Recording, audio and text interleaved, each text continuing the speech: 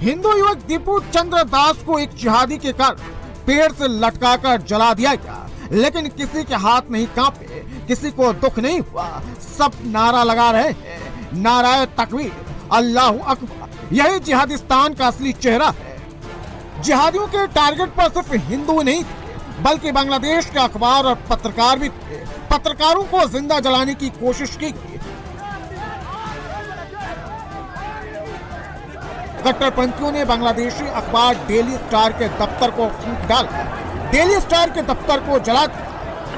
রাজধানী জুড়ে আসলে ওসমান হাদি হত্যার দাবিতে, হত্যাকারীদের গ্রেপ্তারের দাবিতে তারা কিন্তু আসলে সাধারণ মানুষ এবং ইনকিলাব মঞ্চের যারা সদস্যরা রয়েছেন এবং সাধারণ মানুষ সবাই কিন্তু আসলে রাস্তায় নেমে এসেছেন এবং দেখতে পাচ্ছেন যে একজনকে এইমাত্র ডেইলি স্টারের ভবনের উপর থেকে নিচে নামানো হয়েছে এবং তিনি ছাদে আটকা পড়েছিলেন অগ্নিসংযোগ হওয়ার পরে। পরবর্তীতে কিন্তু দেখতে পাচ্ছেন সেনাবাহিনীর সদস্যরা তাকে নিয়ে নিরাপদ স্থানে নিয়ে যাচ্ছেন এবং এখন পর্যন্ত আমরা যতটুকু জানতে পেরেছি রেল স্টার ভবনের ভিতরে বেশ কয়েকজন আটকা পড়েছিলেন, তারা নিরাপদে বের হয়ে আসছেন এবং আপনি দেখতে পাচ্ছেন যে মাইক্রো স্লোগান দেওয়া হচ্ছে যে যারা ভিতরে আটকা পড়েছেন সবাই নিরাপদে বের হয়ে আসছেন এমন তথ্য দেওয়া হচ্ছে এবং ফায়ার সার্ভিসের সদস্য যারা রয়েছেন তারা এবং আইন শৃঙ্খলা বাহিনীর সদস্যরা তারা আপ্রাণ চেষ্টা করছেন এই ভবনে যারা ভিতরে আটকা পড়েছেন তাদেরকে বের করে নিয়ে আসতে।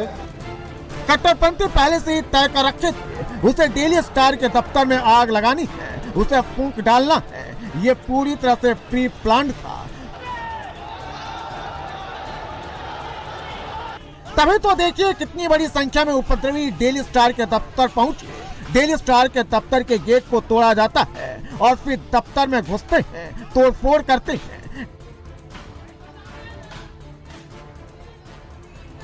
डेली स्टार के दफ्तर में जिसे जो मिला उसे तोड़ डाला। कुर्सियां, मेज, टेबल सब तोड़ डाले गए।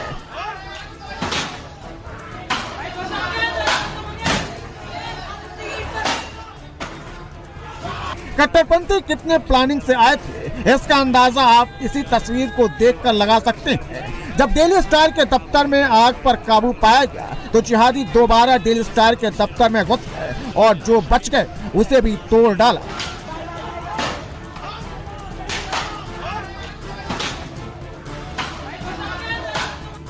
इतना ही नहीं, जिहादियों ने डेली स्टार के दफ्तर में लूटपाट भी की।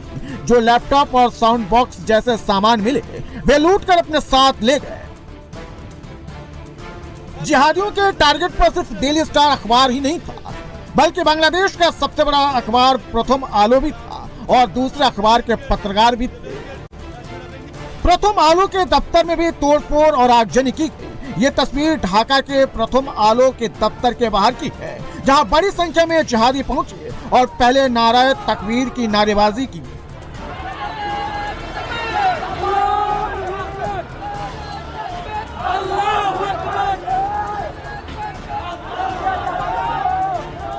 फिर इसमें से कुछ उपद्रवी प्रथम आलो की बिल्डिंग में घुस गए और आग के हवाले कर दिया। कुछ उपद्रवी अखबार के दफ्तर से सामानों को बाहर फेंकने लगे। इस दौरान सड़क पर खड़े जिहादी नारेबाजी करते दिखे। यूनुस के कट्टरपंथी जमातियों के टारगेट पर अखबारों के साथ वे पत्रकार भी थे जो यूनुस की तानाशाही के खिलाफ लगातार लिखते थे, जो यूनुस के पाकिस्तानी एजेंडे की पोल खोलते थे। इन्हीं में से एक सीनियर जर्नलिस्ट नूरुल कबीर, जिन पर कट्टरपंथी कहर बनकर टूटे, उनके साथ गाली गलौज की गई, मारपीट की गई। बांग्लादेश में यूनुस के जाहिल जमातियों ने न सिर्फ प्रेस की आजादी पर हमला बोला, बल्कि पूर्व प्रधानमंत्री शेख हसीना के घर पर भी धावा बोल दिया। शेख हसीना के घर को आग के हवाले कर जमातियों ने कल रात जिस तरह से बांग्लादेश में उत्पात मचाया, आगजनी और तोड़फोड़ की, उससे तो साफ है कि यूनुस सरकार ने जिहादियों को फ्री हैंड दे रखा है। अब सोचिए कि सड़क पर प्रदर्शनकारी अपने साथ बुलडोजर लेकर चल रहे थे। यह तस्वीर बांग्लादेश के राजशाही की है, जहां कट्टरपंथियों का बुलडोजर शेख हसीना के खिलाफ चल रहा है।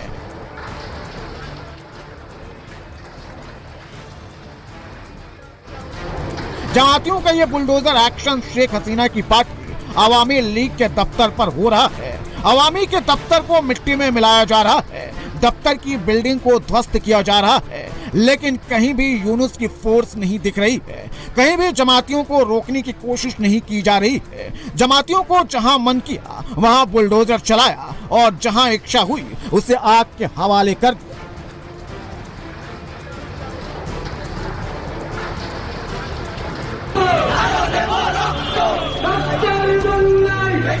बांग्लादेश में भारत विरोधी कट्टरपंथी जिहादियों की जमात एक्टिव है। भारत के खिलाफ मोर्चा खोला जा रहा है। भारतीय उच्चायोग पर हमला करने की साजिश की जा रही है। कट्टरपंथियों को रोकने के लिए जो बैरिकेडिंग लगाई गई थी, कट्टरपंथियों की जमात बैरिकेडिंग तोड़कर भारतीय दूतावास में घुसने की कोशिश कर रही है। दूतावास के बाहर जमकर हंगामा हो रहा है।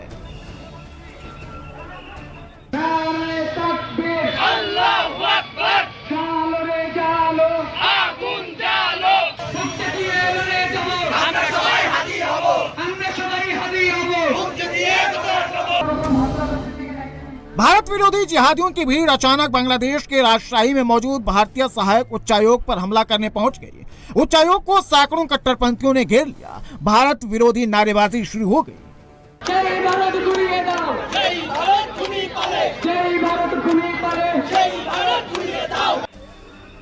बांग्लादेश में कट्टरपंथी भारतीय दूतावास को भी निशाना बना रहे हैं। अलग अलग शहरों में भारतीय दूतावास पर हमले की कोशिश हो रही है।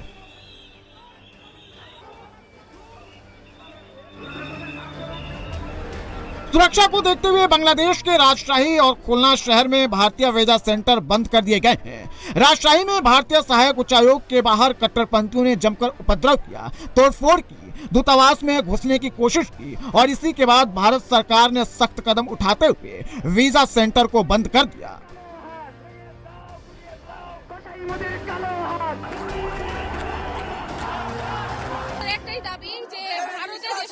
পালিয়ে গিয়েছে সেগুলোকে ফেরত দিতে হবে, তাহলে আমরা এবার থেকে আমাদের ভাইয়ের প্রতিশোধ নিতে শুরু করব।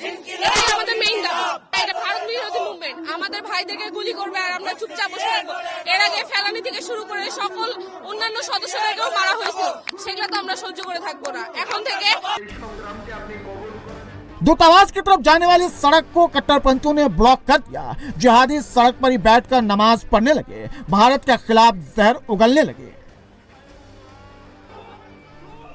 बांग्लादेश में लगातार तीसरे दिन एंटी इंडिया प्रोटेस्ट जारी है। 17 दिसंबर को ढाका के गुलशन में भारतीय दूतावास पर कट्टरपंथियों ने हमले की कोशिश की थी, तो 18 दिसंबर को राजशाही में भारतीय सहायक उच्चायोग के बाहर इस्लामिक जिहादियों ने हंगामा किया। তারা সবাই জুলাই যোদ্ধা। আমরা চাই আমাদের জুলাই আমরা যেভাবে পেয়েছি, আমরা এই দেশে কোনো অরাজনৈতিক কোনো কিছু বা ভারতপন্থী কোনো কিছু আমরা দেশে চাই না। আমরা নিজেরা সকলে যুদ্ধ করে সংগ্রাম করে আমরা এই দিনটা পাইছি। আমরা চাই না যে যেই খুনি পালাই গেছে সে আবার ভারতে বসে থেকে আমাদের দেশটাকে মানে চালাক, সে ওখান থেকে কন্ট্রোল করুক আমাদের দেশটাকে, আমরা কখনোই চাই না। पिछले 36 घंटों में बांग्लादेश में भारत के 4 राजनयिक ठिकानों पर हमला हो चुका है। पहला हमला ढाका में भारतीय उच्चायोग पर करने की कोशिश की गई। इसके अलावा राजशाही में भारतीय सहायक उच्चायोग, खुलना में भारतीय सहायक उच्चायोग और चटगांव में भी भारतीय सहायक उच्चायोग पर हमले की कोशिश की गई। जिहादियों की भीड़ भारतीय दूतावास पर हमले की कोशिश की और एक एक ईंट उखाड़ने की गीदड़ भभकी भी थी। এই পদক্ষেপগুলো নিতেই থাকে। পরের বার আমরা আসবো, সবার হাতে থাকবে খুন্তা কোরাল, একটা ইট আস্ত রাখা হবে না এখানে। বাংলাদেশ থেকে ভারতের সকল হাই কমিশনারকে উচ্ছেদ করে বাংলাদেশকে বিতাড়িত করে দেওয়া হবে। पुलिस कट्टरपंथियों को जहां रोक रखी है, यहां से भारतीय दूतावास महज 50 मीटर की दूरी पर है। भारतीय हाई कमीशन के ऊपर अटैक करके बांग्लादेश की कट्टरपंथी जमात भारत को डराने की कोशिश कर रही है। कट्टरपंथियों की जमात ने न सिर्फ अखबार, पत्रकार, हिंदू और भारतीय दूतावास पर हमला बोला, बल्कि ढाका में बंगाली सांस्कृतिक संगठन छायानाट पर भी अटैक किया। छायानाट परिसर में तोड़फोड़ और आगजनी की। यह तस्वीर छायानाट की है। देखिए, हर तरफ आपको बर्बादी ही बर्बादी दिख रही है। जाहिल जिहादियों ने किस कदर तबाही मचाई है, ये उसकी निशानी है। दरअसल बांग्लादेश में 56 दिन बाद 12 फरवरी को बांग्लादेश में आम चुनाव होने हैं। इसकी घोषणा 11 दिसंबर को हुई थी, लेकिन 12 दिसंबर को ही जिहादी लीडर उस्मान हादी को गोली मार दी गई। यह उसकी ही सीसीटीवी तस्वीर है जब बाइक सवारों ने उस्मान हादी को गोली मार दी थी, जिसमें उस्मान हादी गंभीर रूप से घायल हो गया।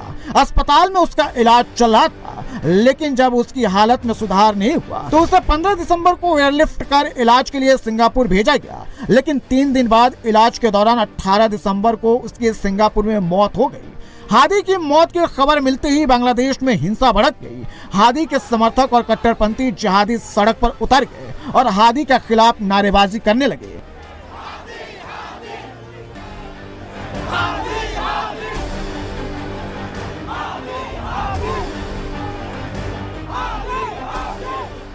जगह जगह आगजनी और तोड़फोड़ होने लगी। हालात बेकाबू हो गए।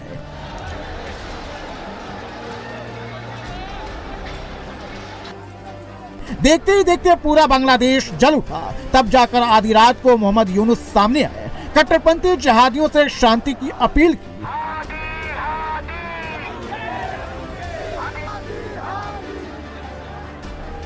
हादी के समर्थन में एक दिन का राजकीय शोक का ऐलान किया और दोषियों पर कार्रवाई का भरोसा दिलाया। এই নৃশংস হত্যাকাণ্ডের সঙ্গে জড়িত সকল অপরাধীকে দ্রুত আইনের আওতায় আনা হবে এবং তাদের বিরুদ্ধে সর্বোচ্চ শাস্তি নিশ্চিত করা হবে। এই বিষয়ে কোনো ধরনের শৈথিল্য দেখানো হবে না। আমি দেশের সকল নাগরিকের প্রতি আন্তরিক আহ্বান জানাচ্ছি, আপনারা ধৈর্য ও সংযম বজায় রাখুন। আইন শৃঙ্খলা রক্ষাকারী বাহিনী ও সংশ্লিষ্ট সংস্থাগুলোকে পেশাদারিত্বের সঙ্গে তদন্ত কার্যক্রম পরিচালনা করে সুযোগ দিন। ভয়, সন্ত্রাস কিংবা রক্তপাতের মাধ্যমে এদেশের গণতান্ত্রিক অগ্রযাত্রা কেউ থামাতে পারবে না। আগামী দিনগুলোতে আমাদের সবাইকে ধৈর্য, সংযম, সাহস ও দূরদর্শিতার সঙ্গে এগিয়ে যেতে হবে, যাতে নির্বাচন ও গণতন্ত্রের শত্রু ফ্যাসিস্ট সন্ত্রাসী অপশক্তিকে চূড়ান্তভাবে পরাজিত করা যায়। ধৈর্য ধারণ করি, অপপ্রচার ও গুজবে কান না দিই। बांग्लादेश में शेख हसीना के समर्थक डरे हुए हैं, हिंदू सहमे हुए हैं, क्योंकि आज शाम फिर हिंसा भड़क सकती है। जिहादी आज फिर हिंदुओं की जान ले सकते हैं, क्योंकि आज शाम तक उस्मान हादी का डेड बॉडी सिंगापुर से बांग्लादेश लाया जाएगा।